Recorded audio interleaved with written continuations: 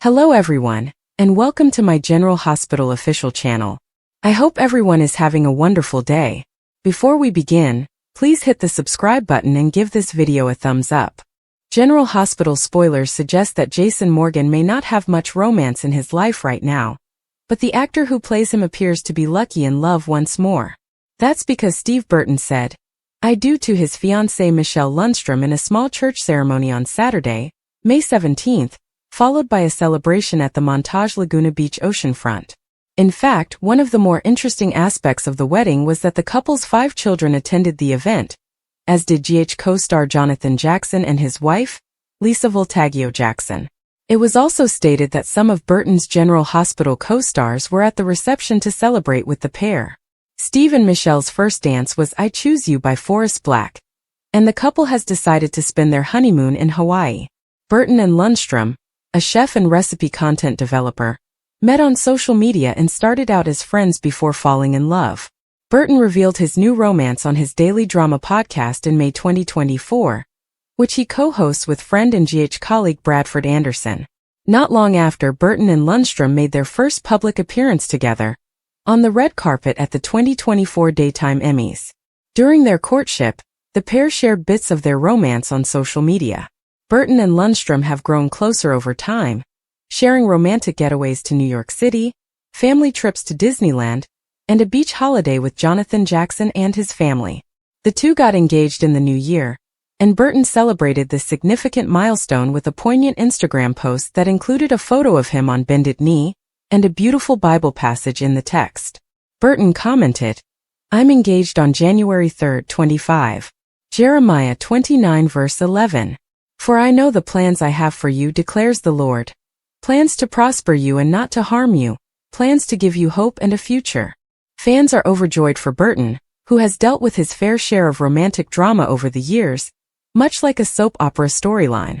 In December 2023, he divorced his wife of 23 years, Sherry Gustin, when she revealed the pregnancy of her 4th child, which he later proved was not his.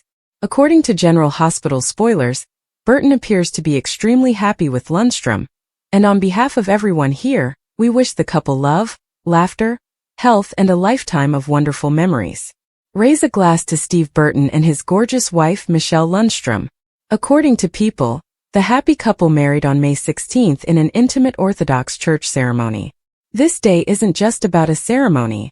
The General Hospital's top executive was quoted as saying, "It's the beginning of forever with the love of my life." Lundstrom's daughters from a prior relationship, as well as Burton's children from his previous marriage to Sherry Gustin, McKenna 21, Jack 19, and Brooklyn 10, attended the poignant wedding. It was only 3 years ago that Jason's actor announced his separation from Gustin, saying, "I wanted to clarify something up. Sherry and I have separated." She recently confirmed that she is expecting her 4th kid. "The child is not mine." Then. In 2024, the soap opera star, who has previously been on Days of Our Lives and The Young and the Restless, made social media official with his new beau, a contestant on Season 2 of Netflix's Barbecue Showdown.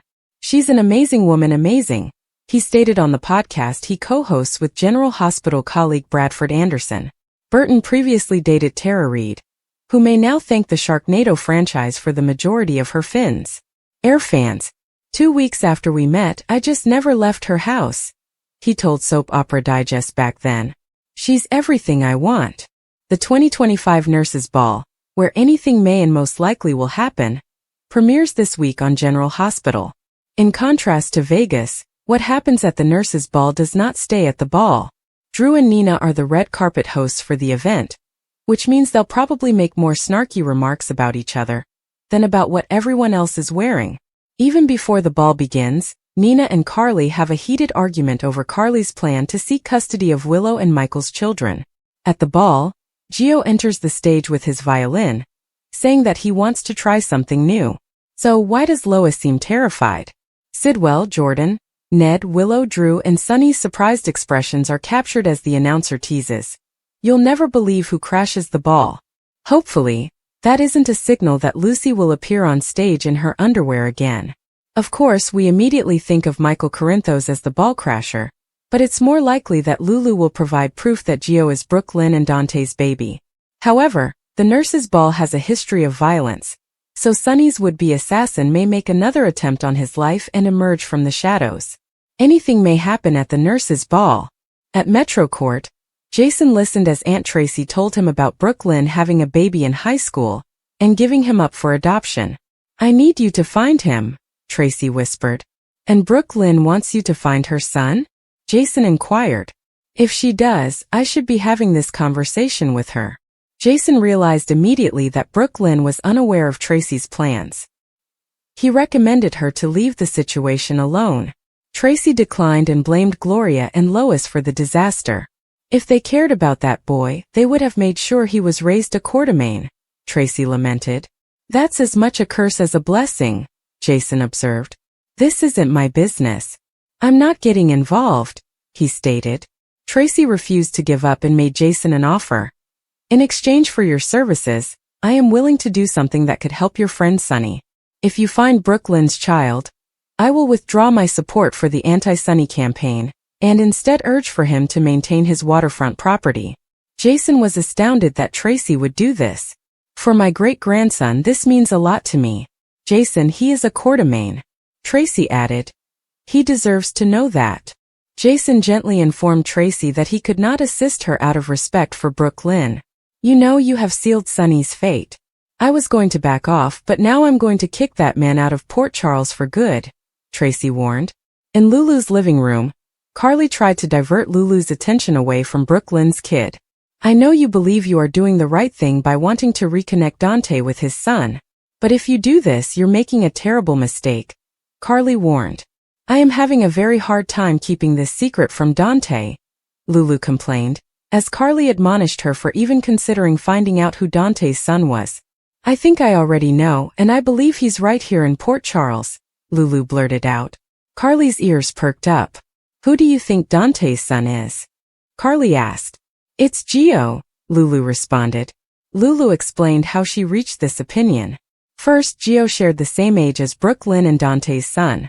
Furthermore, Gloria and Carmine took Gio in after his mother died. Carly believed that was a huge leap to take. "Not if you saw what I saw last night," Lulu responded. Lulu informed Carly how Lois defended Gio at the hospital, as well as Dante's assertions that Lois and Gloria were always overprotective of him. Lulu even considered the possibility that Brooklyn knew Gio was her son. "My theory makes sense. Gio is probably Brooklyn and Dante's kid. If he is, I have to tell Dante," Lulu said. Carly advised Lulu to consider Joe's sentiments and how he would respond to the news. However, Gio lost both of his parents. "If I'm correct, I'd give him a family," Lulu stated. "Would it be better for Gio to learn the truth instead of living a lie?" Lulu asked. Carly accused Lulu of playing God. Lulu recognized Lois had gone to Sunny for aid with Joe's education since she knew he was Joe's grandfather. However, Lulu was unsure whether Sunny was aware of this. Carly told Lulu she needed confirmation that Gio was Dante's son. Laura hastily informed Sunny that he could not sell his peers to Sidwell. Sunny believed that selling may solve their difficulties. Laura could not disagree more. "He is a dreadful man. He kept my son prisoner. He almost killed him," Laura explained. Sunny wanted Laura to see the full picture. "I do not trust Sidwell either. But sometimes it's worth cutting a bargain with the devil," Sunny explained. He sat Laura down and explained that if he sold his peers, Laura would be free of him, and the referendum would no longer be an issue. Laura did not care about Sunny's reasoning. "I do not want Sidwell to establish a power base here in Port Charles," Laura remarked. "Frankly, I'm surprised you'd let him do that, even if it's for a large sum of money." Laura understood what would happen after Sunny informed her it wasn't about the money. "That only means one thing. You're planning your exit strategy," she remarked. Sunny admitted that Laura was correct. He wanted to take a break from the business and devote more time to his family. "Do guys in your line of work get to retire?" Laura asked. Sunny recognized it would be difficult, but he had no intention of abandoning Port Charles. "I think it's time for me to have a fresh start," Sunny told me. Laura was concerned about what would happen if Sidwell took over Port Charles crime. Sunny promised Laura a smooth transfer of power. Laura was unsure about that. I think he's going to usher in a whole new level of crime and violence in this city, she told me. Sunny wondered who was responsible for keeping Sidwell in check. Laura understood it would be her, and she was being unreasonable in expecting Sunny to prioritize the city over his family. Okay, Sunny, if you think it's time to walk away, I fully support you in that, Laura told him. As Sunny walked Laura out, Jason returned. When they were alone, Sunny told Jason that Laura's words on the importance of taking care of his family helped him see things clearly. And that's what I'm going to do, he told me. Emma was surprised to find Jocelyn in Professor Dalton's office. Jocelyn then informed her that Dalton had hired her as his summer research assistant, which startled her even more. I can't believe this. You stole my job, Emma charged.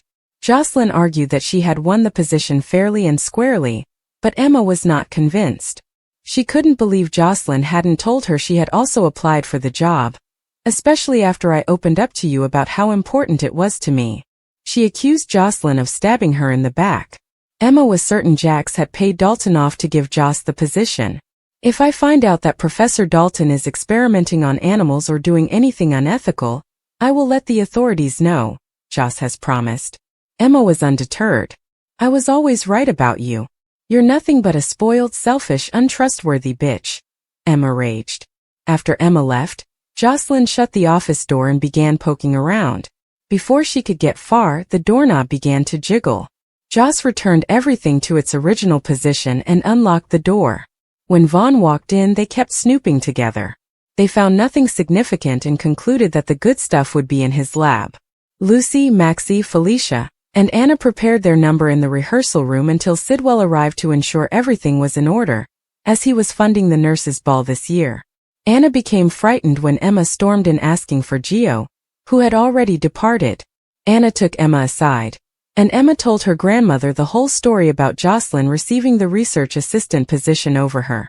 Emma quickly knew Jocelyn had sabotaged her. Anna admonished Emma against making such charges without proof. During a rehearsal break, Lucy praised Sidwell for sponsoring the entire ball, but Sidwell said he had another motivation. He became more popular in Port Charles after flinging money during the yearly ball. Portia called Drew and told him that she had spoken with Curtis, but she insisted that she could not be available at all times. Portia hung up right before Trina stepped in. She was at the hospital to see Kai, so she also visited her mother. Trina complained about the documentary filmmaker who was following Kai around. Trina wanted to say something awful about Drew to the camera, but she knew she shouldn't. Portia reminded Trina that it was neither her nor Curtis' responsibility to reveal Drew's true character. Trina was curious at why her mother appeared to be defending Drew. Portia explained her position on Curtis' piece, and Trina understood her argument. Jordan intervened at the Brown Dog to prevent Curtis from telling her about his marital issues. Curtis said that she was the only person he could turn to, so Jordan consented to listen. Portia has become a Drew supporter overnight. Curtis responded, I can't figure out why. Curtis described what happened when he told Portia about the most recent article he was writing on Drew. Portia was frightened that Curtis would appear biased. Jordan did not believe Portia's viewpoint was ridiculous. Curtis confessed to having overheard some strange talks between Portia and Drew. Curtis was convinced Drew had something on Portia and forced her to defend him. Curtis, you made a good deduction. General Hospital rumors indicate that Jason Morgan will receive a mysterious phone call that will change everything. So let's discuss how this could lead to a dramatic bombshell. It appears that Jason is about to receive some surprising news that could change everything. The nurses' ball drama will continue throughout the week of May 19th to 23rd, but the party will come to an end on May 23rd. That's also when Jason will receive this phone call, so the program will keep the thrill going even after the event has concluded. Just when it appears that the mayhem has ended, GH writers will supposedly throw a new curveball and spin one tale in a different direction. Who will call Jason and what information will they provide? We're dealing with a mystery caller. Therefore it's likely that they don't want their identity known.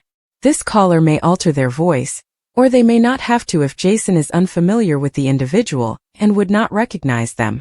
Could this phone call be related to Sonny Corinthos' penthouse explosion? What if someone knows who ordered the hit and the one at the Los Angeles hospital?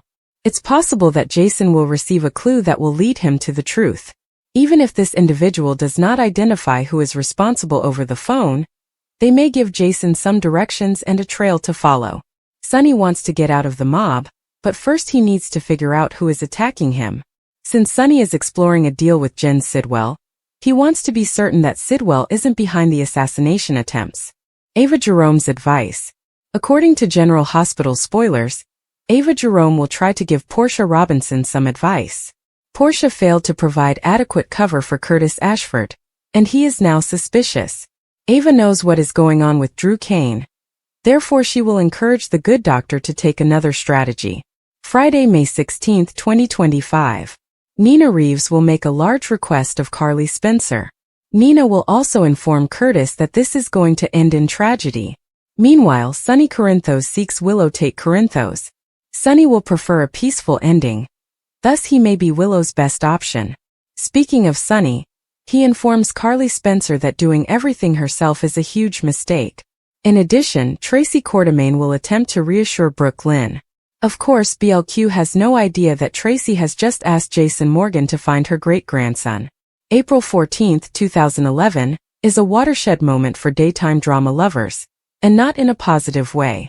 That day marked the conclusion of two renowned soap operas, All My Children and One Life to Live. The decision made during a now infamous virtual conference surprised both cast and crew, bringing an end to 84 years of narrative and rocking the soap world to its core. Years later, the bitterness of that choice remains, and it was recently brought back to the forefront by none other than General Hospital star Maurice Benard. On his mental health podcast, State of Mind, Benard sat down with longtime friend and co-star Cameron Matheson to reflect on the past and talk openly about what went wrong. They knew they messed up. A painful truth. I want to say something, Benard said, his voice firm yet determined. They made a mistake. They are aware of what they did. They made a big mistake by canceling All My Children and One Life to Live. It wasn't just nostalgia speaking. Benard, who played Nico Kelly on AMC from 1987 to 1989, was intimately familiar with the soap audience's fervor. They underestimated the strength of a soap opera audience. That's why it's difficult to cancel a soap right now. I believe they learned from that.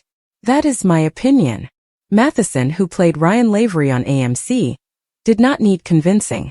When he received the call from then executive producer Julie Hanan Carruthers, he expressed the weight of the moment, recognizing the end had arrived. It's a big chunk of the audience, Matheson remarked. Let's examine how General Hospital is going. Fans bring loyalty, both on network and streaming platforms. What Frank Valentini is doing over there to ensure that we get new eyes on it. I'm sure you're right. I bet there are folks who deeply regret their decision. Benard did not miss a beat. I felt that years ago that they know they messed up. Short-lived replacements, long-lasting regret. It's difficult to argue with him. The two shows represented more than just ratings. They were part of the American cultural fabric, created by the visionary Agnes Nixon and nurtured by decades of devoted viewers. ABC's attempts to fill the hole, first with The Revolution and then with The Chew, were largely unsuccessful. One died within 6 months, while the other lived for 7 years. However, neither had the endurance or emotional weight of their predecessors. The evening had been too peaceful. Jason reclined on his couch, absent-mindedly browsing through TV stations, the screen's illumination casting flickering shadows across his sleepy face. Work had been grueling, and all he wanted to do was relax before another long day tomorrow. But fate had different intentions. The abrupt ring of his phone pierced the silence like a knife. He scowled and glanced at the screen. Unknown caller. Normally, he'd ignore it. Spam calls were a daily annoyance. However, something about this felt different. A shiver ran down his spine as he paused, his thumb lingering over the response button. Against his better judgment, he accepted. Hello. Static crackled on the other end, followed by a garbled voice, mechanically changed and unrecognizable. You don't know me, the voice continued slowly and deliberately, but I know everything about you. And if you want to know the truth about what happened that night, meet me at the Old Docks in 1 hour. Come alone. The call went dead. Jason sat transfixed, his grasp tightening on the phone. That night. Only one night could be spoken to with such seriousness. The night his older brother, Daniel, vanished without a trace. 5 years. 5 years of unresolved questions, dead ends, and sleepless nights. The police had ruled it a runaway case. After all, Daniel was 19 years old. He was old enough to depart if he wished. But Jason knew better. Daniel was not the type to simply disappear. He was responsible and dependable, the type of person who texted when he was running late. Then one evening he was gone. No note. No calls. No clues. Jason had spent years looking, following whispers and stories, but the trail had gone cold. Until now. His hands shook as he stuffed his phone into his pocket and grabbed his jacket. The docs. 1 hour. He didn't know who had phoned or what they wanted, but he couldn't ignore it. Not when it could ultimately lead him to the truth. The drive was a blur. His thoughts raced with possibilities. Was this a trap? Is this a nasty joke? Or was he finally going to obtain answers? The old industrial docks were deserted at night, a graveyard of rusty shipping containers and deteriorating concrete. The air smelt like salt and decay. Jason parked near the entrance, his heart pounding in his throat as he stepped outside. The only light came from a single flickering street lamp, which formed long skeletal shadows. He surveyed the area, but no one was visible. Then movement. A man came from the darkness, hooded and face veiled. Jason stiffened his muscles, ready to run or fight. "Who are you?" he demanded, his tone rougher than he intended. The guy paused a few steps distant. They slowly reached up and lowered their hood. Jason's breath caught. It was a woman in her early 40s, with sharp features and dark eyes that looked haunted. Nonetheless, it feels familiar. "Don't you recognize me?" she inquired, her tone no longer twisted. Jason examined her face, attempting to identify her. Then it struck him. "Lena?" His voice was scarcely a whisper. She gave a sad nod. Lena Mercer.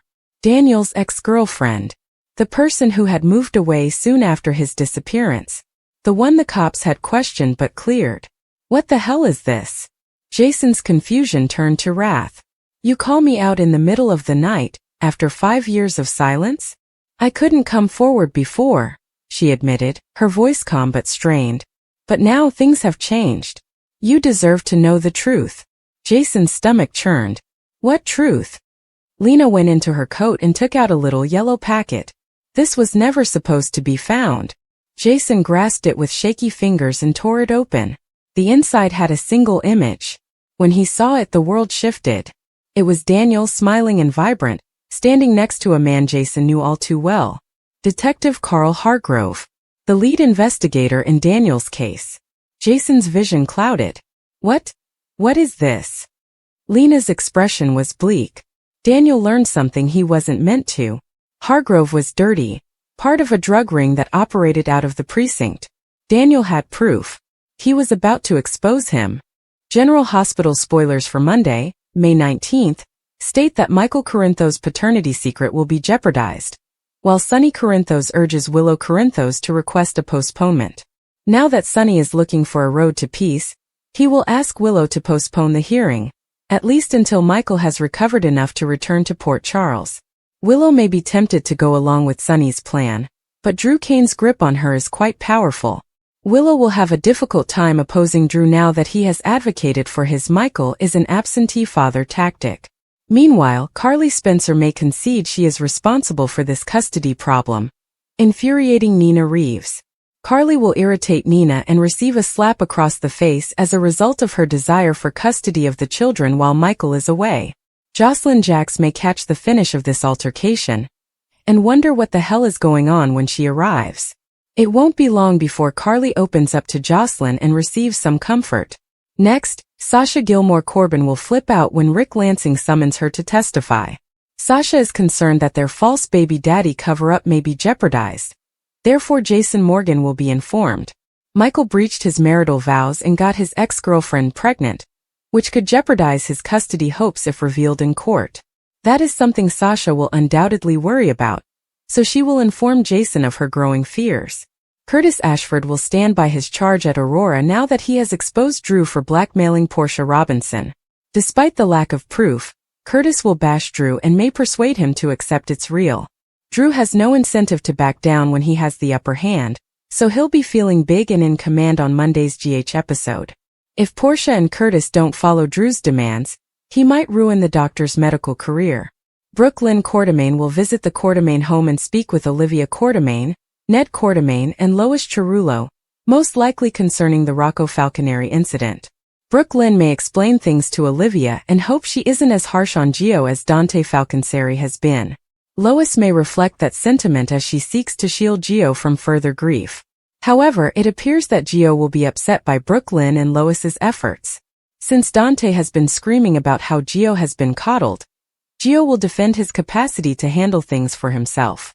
Brooke Lynn will eventually worry that she has created a worse mess of things when she confides in Tracy Quartermaine.